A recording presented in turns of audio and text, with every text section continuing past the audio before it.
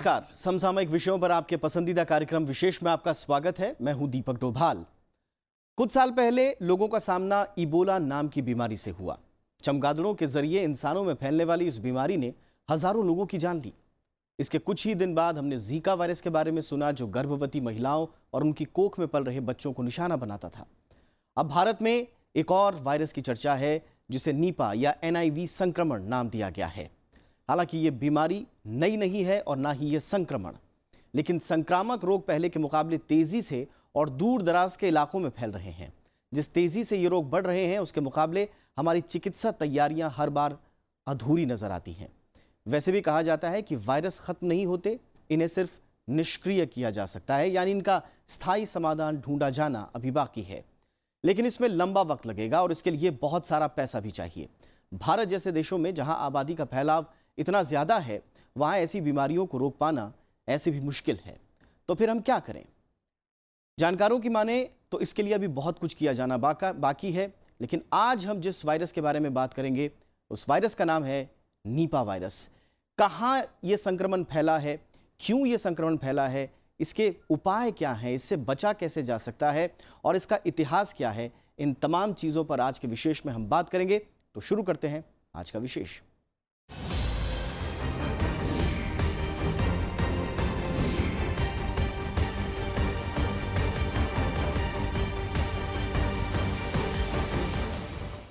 तो केरल में हाल ही में नीपा वायरस के संक्रमण की चपेट में आकर कई लोगों की मौत की खबर है, जबकि कई इसके संक्रमण के शिकार अब भी हैं, इससे पीड़ित हैं।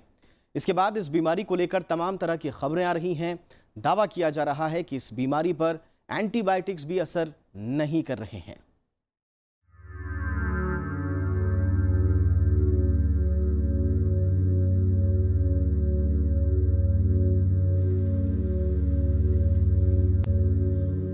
केरल में लोग इन दिनों एक नई तरह की बीमारी को लेकर चिंता में हैं। यहाँ कुछ लोगों को तेज बुखार, सिर दर्द और दिमाग में सूजन की शिकायत के बाद अस्पताल में भर्ती कराया गया। डॉक्टरों ने इसकी पहचान वायरल बुखार के तौर पर की। इस बीच कोझिकोड में 3 लोगों की मौत के बाद स्वास्थ्य विभाग की चिंताएं बढ़ गई हैं। कुछ डॉक्टरों ने इसे निपा वायरस का संक्रमण बताया। डॉक्टर इसे ज़ूनोटिक संक्रमण बता रहे हैं। यह संक्रमण पशु और पक्षियों के जरिए तेजी से फैलता है और जानलेवा है। ये जनरली हम इनको जूनोटिक इन्फेक्शन जैसे कि जानवरों में आम तौर पे पाया जाता है, बट अब क्योंकि जिस तरह से हमारा एनिमल कांटेक्ट फॉरेस्ट से एनिमल से इतना ज़्यादा हो गया बिकॉज ऑफ अर्बनाइजेशन इतना ज़्यादा है, जिसकी वजह से तो ये बेसिकली एनिमल से फ्रूट बैट्स हैं, उनसे पाया गया कि ट्रांसमिट करते हैं। तो अगर हम उसके कांटेक्ट में आते हैं या कई बार पिग्स के कांटेक्ट से भी पाया गया है, तो अगर हम उन कांटेक्ट से आते हैं तो होता है। ह्यूमन टू ह्यूमन ट्रांसमिशन भी नोन है, बट रेयर है। ज़्यादातर वो बैट वगैरह से कांटेक्ट में या इन एनिमल के कांटेक्ट्स में, फॉरेस्ट में कांटेक्ट में आप आते हैं इनसे, तब आपको ट्रांसमिट होता है। इधर पूर्व केंद्रीय मंत्री मुल्लापल्ली रामचंद्रन ने केंद्र सरकार को पत्र लिखकर हस्तक्षेप की मांग की। रामचंद्रन ने लिखा है कि उनके लोकसभा निर्वाचन क्षेत्र वटकारा के कुट्टियादी और पैरा मंबरा समेत कुछ पंचायतें इस वायरस की चपेट में हैं और इसे फैलने से रोकने की जरूरत है। इस बीच केंद्रीय स्वास्थ्य मंत्री JP नड्डा ने स्थिति की निगरानी के लिए केंद्रीय टीम भेजने की बात कही। उन्होंने राज्य सरकार को इस बीमारी से निपटने के लिए जरूरी कदम उठाने के निर्देश दिए हैं। दिमागी बुखार का मतलब है कि एन्सेफेलाइटिस जिसे बोलते हैं। आपने गोरखपुर में एन्सेफेलाइटिस देखी, आपने यूपी में सुनी, बिहार में सुनी, वो जैपनीज़ एन्सेफेलाइटिस है और ये निपा एन्सेफेलाइटिस है। केसेस वैसे ही हैं, बुखार करके आएंगे, बुखार के बाद में नौशिया वॉमिटिंग होगा और साथ में जो है एबनॉर्मल बिहेवियर और ब्रेन के अंदर में ये वायरस चला जाएगा। जिनको ब्रेन में चला जाएगा उसमें से 30% लोगों की डेथ हो सकती है। इधर विश्व स्वास्थ्य संगठन यानी WHO ने भी माना है कि इंसानों में निपा वायरस यानी NIV संक्रमण के मामले सामने आ रहे हैं। WHO के मुताबिक इस वायरस से संक्रमित लोगों में मौत की दर 70% तक है। फिलहाल जिन लोगों को निपा संक्रमण की आशंका जताई गई है, उनके खून के नमूने पुणे के नेशनल इंस्टीट्यूट ऑफ वायरोलॉजी भेजे गए हैं। अनु दीवान के साथ जैगम मुर्तजा, राज्यसभा टीवी। बदलते वक्त के साथ अनेक ऐसी बीमारियां भी आ रही हैं जिनसे निपटने में मौजूदा चिकित्सा तकनीक भी सफल नहीं हो पा रही। खतरनाक वायरस के जरिए फैलती इन बीमारियों का इलाज ढूंढना मेडिकल साइंस के लिए एक बड़ी चुनौती है। जानवरों से इंसानों में फैलने वाला निपा वायरस ऐसा ही एक जानलेवा वायरस है। आइए जानते हैं ये निपा दरअसल है क्या और पहली बार इसका पता कब और कैसे चला।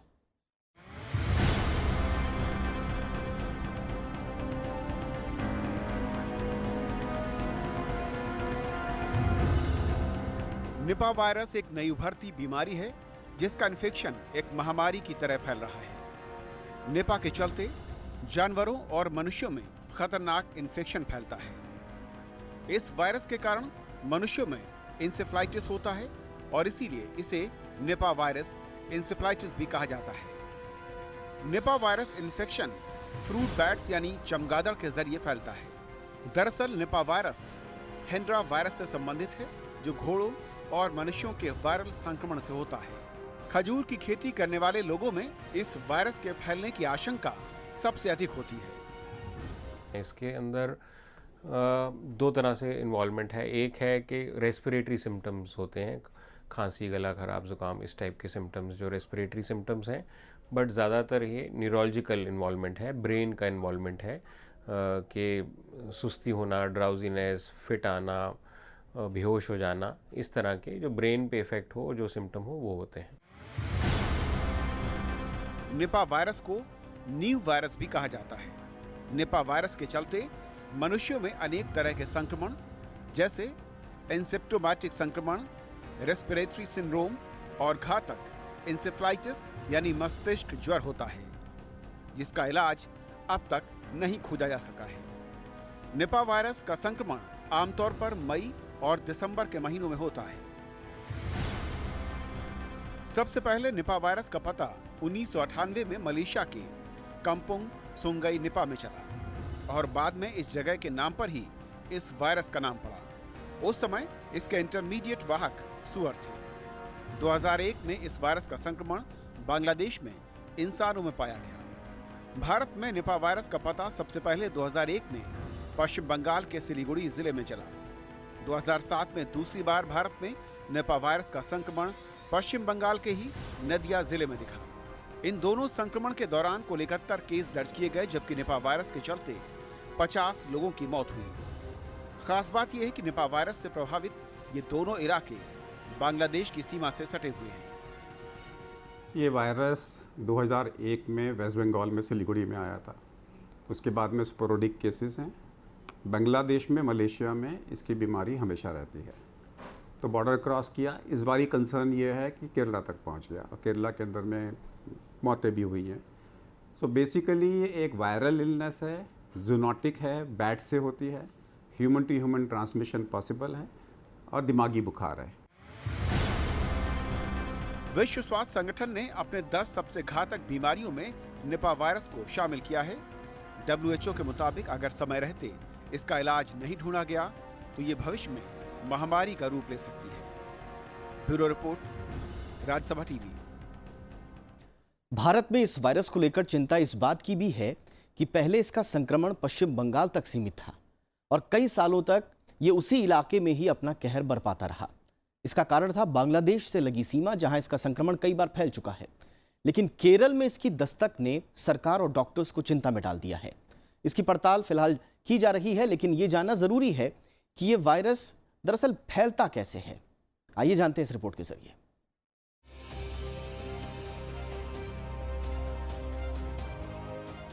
निपा वायरस बहुत ही दुर्लभ लेकिन जानलेवा वायरस है।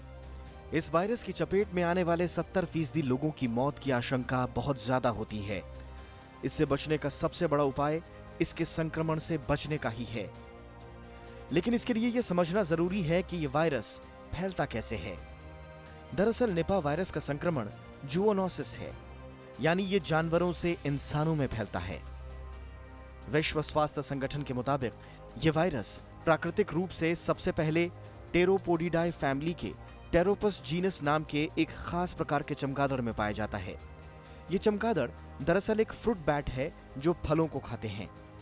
2001 में भारत और 2004 में बांग्लादेश में इंसानों में जब इसका संक्रमण पाया गया तो पता चला कि चमगादड़ों से संक्रमित खजूरों का सेवन करने से इंसान इस संक्रमण की चपेट में आए। यानी जानवरों से फलों में और फिर फलों के जरिए ये इंसानों में फैलता गया। ये बीमारी तो आज पहली तो हुई नहीं, इंडिया में तो 2001 में भी ये बीमारी आई थी 17 साल पहले। तो इसको तो कंटेनमेंट करना इम्पॉर्टेंट है कि आप इमीडिएटली वहाँ के आसपास ये और किसी जानवर में तो नहीं पाई जा रही। अगर वहाँ पे चमगादड़ आसपास हैं तो उसको आपको कंट्रोल करना है। अगर आपको ज़मीन में कोई फल गिरा हुआ है तो वो नहीं खाना। और बीमारी को चेक करने के लिए पब्लिक हेल्थ डिपार्टमेंट ही इसके लिए काम करेगा। जहाँ तक डॉक्टरों का सवाल है, सब डॉक्टरों को एक ही हिदायत है कि अगर उनके पास कोई बुखार का आदमी आता है और वो ये कहता है कि मैं इस एरिया से आया हूँ, कि लास्ट 2 हफ्ते में मैंने केरला में कोडिकुजे या कालीकट के अंदर में मैंने वहाँ से पास किया हूँ, वहाँ पे रहा हूँ, तो और 14 दिन के अंदर में मैंने अगर वहाँ ट्रैवल किया है तो इस बीमारी के बारे में भी सोचें। Otherwise no panic. बाहर के लोग इसके बाद पैनिक ना करें। बीमारी आती है, जैसे सिलीगुड़ी में आई थी तो सिलीगुड़ी में ही रही, सिलीगुड़ी से आगे नहीं गई, तो हो सकता है ये बीमारी यहीं कहीं कंटेन कर ली जाए। हालांकि ये वायरस सिर्फ चमगादड़ों से ही फैलता हो ऐसा नहीं है। सुअर, कुत्ता, बिल्ली, भेड़ और घोड़े जैसे दूसरे जानवर भी इस वायरस के संवाहक हैं। हालांकि WHO का अध्ययन बताता है कि सुअरों से ही ये वायरस सबसे ज्यादा फैलता है। सुअरों की खांसी से ये वायरस इंसानों तक सबसे तेजी से पहुंचता है। 1998 और 99 में मलेशिया में फैले संक्रमण में 90% पीड़ित या तो सुअर पालक थे या सुअरों के संपर्क में आए हुए लोग थे। Human to human transmission possible है, इसलिए जब एक आदमी को अगर ये बीमारी कंफर्म होती है तो उसको आइसोलेशन करते हैं और पूरी प्रिकॉशंस लेते हैं ताकि एक आदमी से दूसरे को, व्हेन वी से ह्यूमन टू ह्यूमन, सबसे पहले डॉक्टरों को, नर्सों को अपने आप को बचाना है। तो उस वक्त में हॉस्पिटल के अंदर में जब एडमिट होगा तो हमारी यूनिवर्सल प्रिकॉशंस होती हैं इन्फेक्शंस के लिए, जैसे इन्फेक्शस डिसीज के लिए प्रिकॉशंस होती हैं, वही प्रिकॉशंस ली जाए। ये वायरस जिन जानवरों में फैलता है उन्हें खुद भी बीमार कर सकता है, लेकिन चिंता की बात यह है कि ये वायरस इंसानों से इंसानों में भी फैल सकता है। विश्व स्वास्थ्य संगठन के मुताबिक 2001 में सिलीगुड़ी में निपा पीड़ितों के संपर्क में आए 33 स्वास्थ्य कर्मी और मरीजों के तीमारदार खुद बीमार हो गए। 2004 में बांग्लादेश में फैले संक्रमण में भी वायरस के इंसानों से इंसानों में फैलने के मामले मिले हैं। जैसे मैंने बताया कि कोई स्पेसिफिक ट्रीटमेंट अवेलेबल नहीं है, कोई स्पेसिफिक दवाई अवेलेबल नहीं है, सिर्फ सपोर्टिव इलाज है जैसे और वायरल इन्फेक्शंस में रहता है मेजॉरिटी में। ये इबोला से डिफरेंट है थोड़ा, बट आपको ये देखना है कि जितने भी वायरल इन्फेक्शंस होते हैं ये अब जैसे इतना कॉमन नहीं है तो इसका इलाज पे कोई ज़्यादा शोध नहीं हुआ। अगर ये कॉमन है, जैसे इबोला से हमने देखा कि बहुत लोगों की मौत हो रही है, काफ़ी रैपिडली दुनिया भर में फैलता हुआ दिखा, तो उसके लिए वैक्सीन और दवाई डेवलप की। वैसे ही अगर इसके अंदर पाया जाता है कि ये कंट्रोल नहीं होता, ज़्यादा केसेस आते हैं, तो मे भी इसमें शोध की जा सकती है और फिर कुछ डेवलप किया जाए। इस वायरस की दवा अब तक नहीं खोजी जा सकी है, न जानवरों के लिए और न ही इंसानों के लिए। इसलिए इसके संक्रमण के परिणाम भयावह हो सकते हैं। वायरस से संक्रमित व्यक्ति का प्राथमिक इलाज इंटेंसिव सपोर्ट केयर ही है। डॉक्टर्स की कोशिश बुखार और तंत्रिका संबंधी लक्षणों के उपचार की होती है। हालांकि विश्व स्वास्थ्य संगठन के मुताबिक इस वायरस के लिए दवा की खोज की जा रही है, लेकिन कुछ उपाय करके इसके संक्रमण से बचा जा सकता है। Bureau report, Rajya Sabha TV. Nipah virus के संक्रमण से शरीर के कई अंग, खासकर मस्तिष्क, सबसे ज्यादा प्रभावित होता है। शुरुआती दौर में यह आम बुखार जैसा ही होता है, लेकिन धीरे धीरे इसका प्रभाव बढ़ता जा रहा है। ऐसे में यह जानना बहुत जरूरी है कि इस वायरस के संक्रमण से आखिर बचा कैसे जाए। कुछ छोटी छोटी सावधानियां बरतकर निपा वायरस के संक्रमण से बचा जा सकता है। आइए जानते हैं इस वायरस के लक्षण क्या हैं और इसके संक्रमण से कैसे बचें।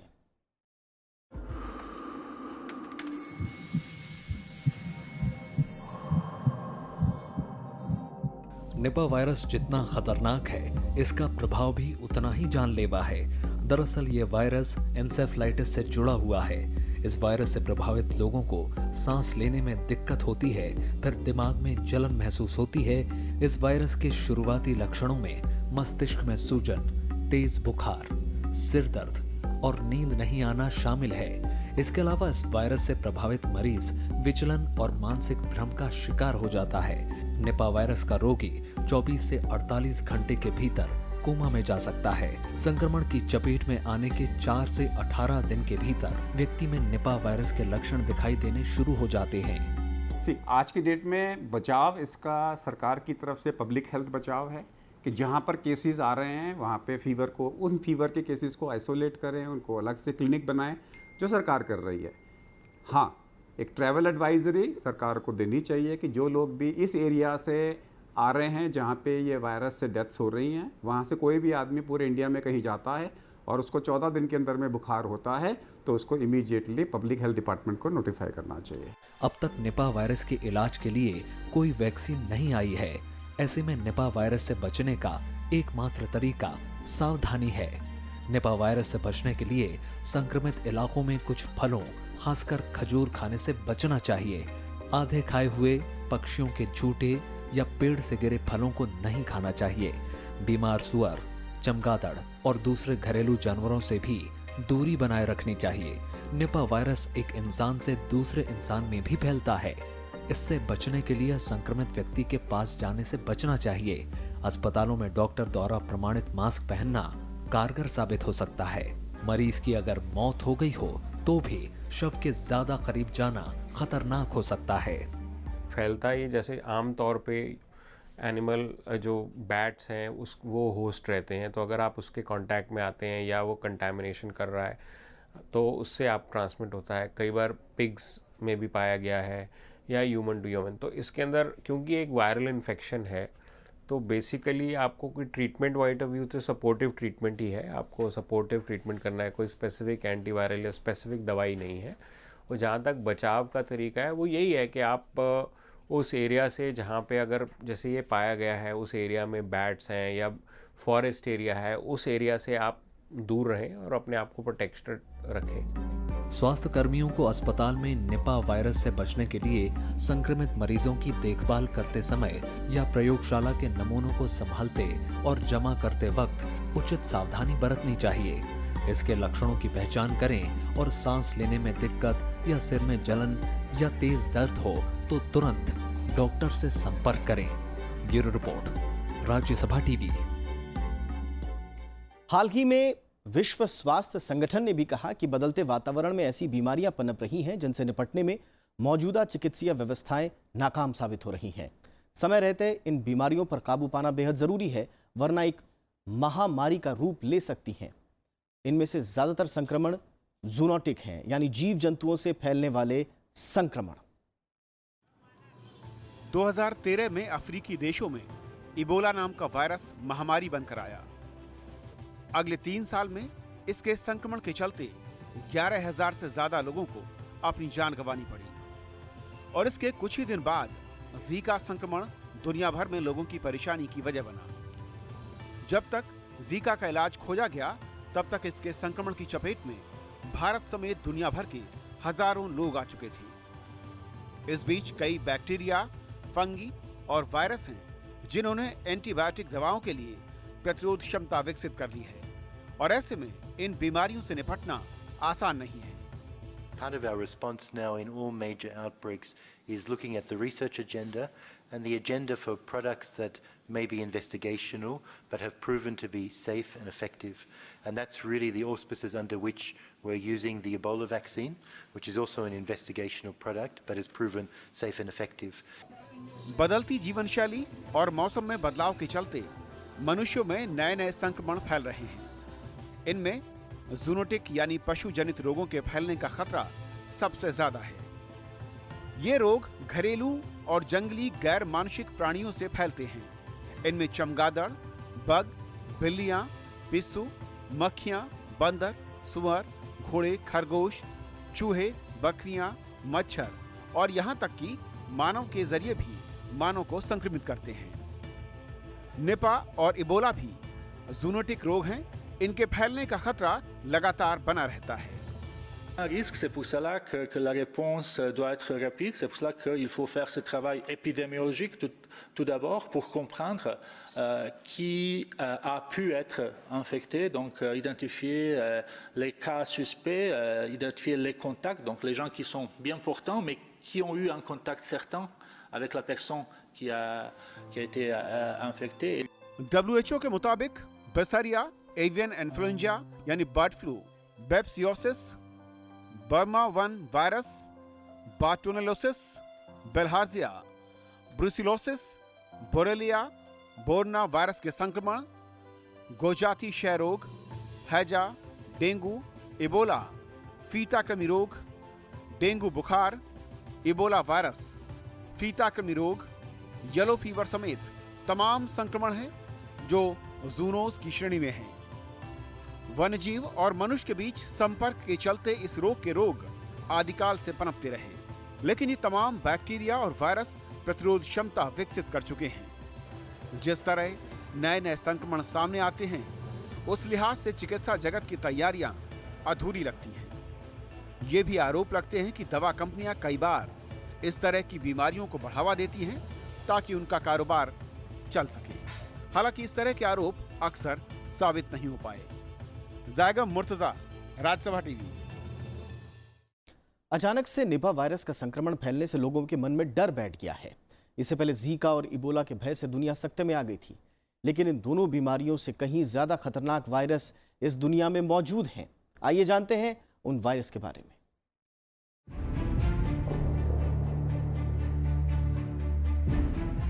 वायरस अपनी मौजूदगी से इंसान को बीते कई सालों से डरा रहे हैं।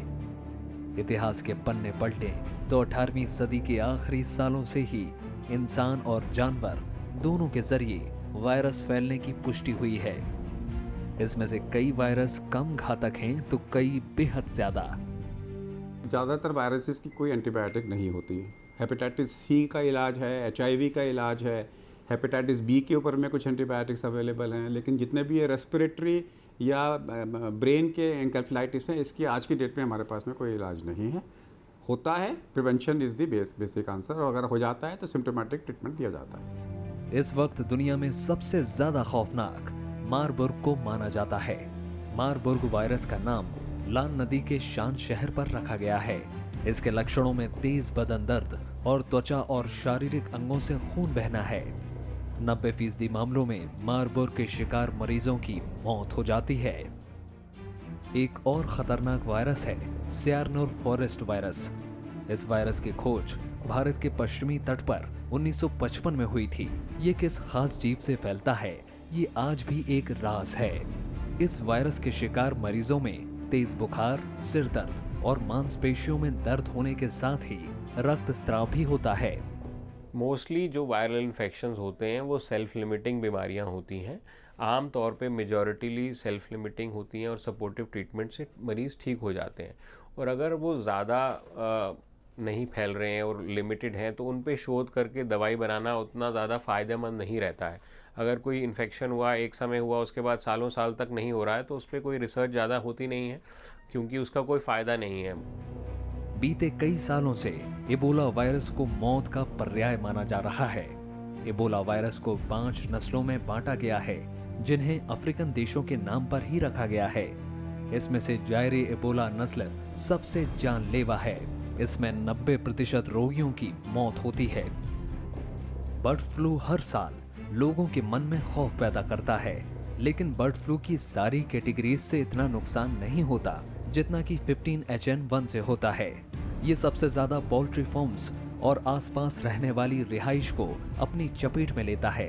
इससे पीड़ित 70% लोगों की मौत हो जाती है।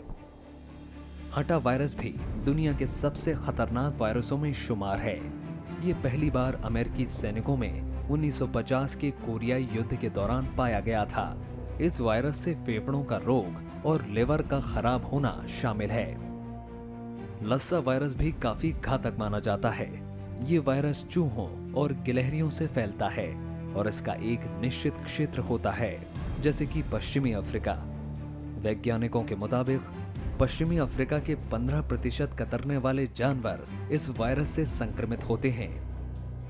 अर्जेंटीना का जुनिन वायरस रक्तस्रावी बुखार से जुड़ा हुआ है। इससे संक्रमित व्यक्ति के टिश्यू और त्वचा से खून आता है।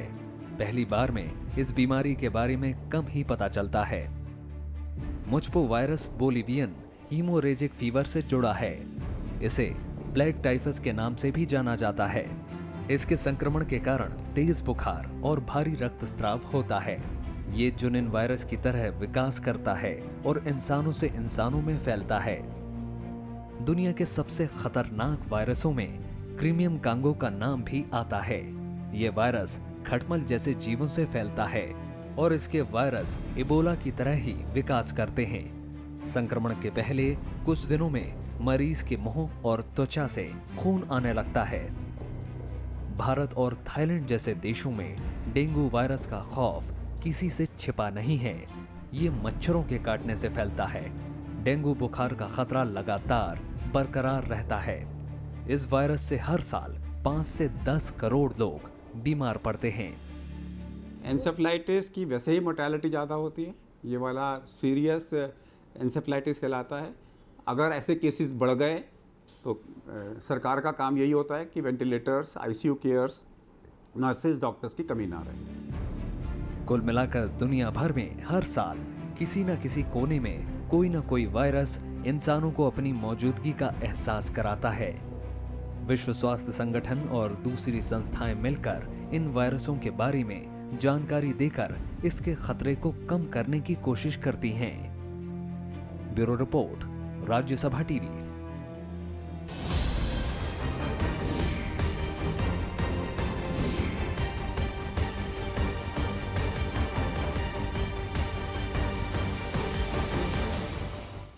तो विशेष में आज इतना ही, लेकिन आपको याद दिला दें कि इस कार्यक्रम को आप YouTube पर भी देख सकते हैं और वहां आप अपना फीडबैक भी देख सकते हैं और आपकी प्रतिक्रियाओं का हमें हमेशा से इंतजार रहता है। तो देखते रहिए राज्यसभा टीवी।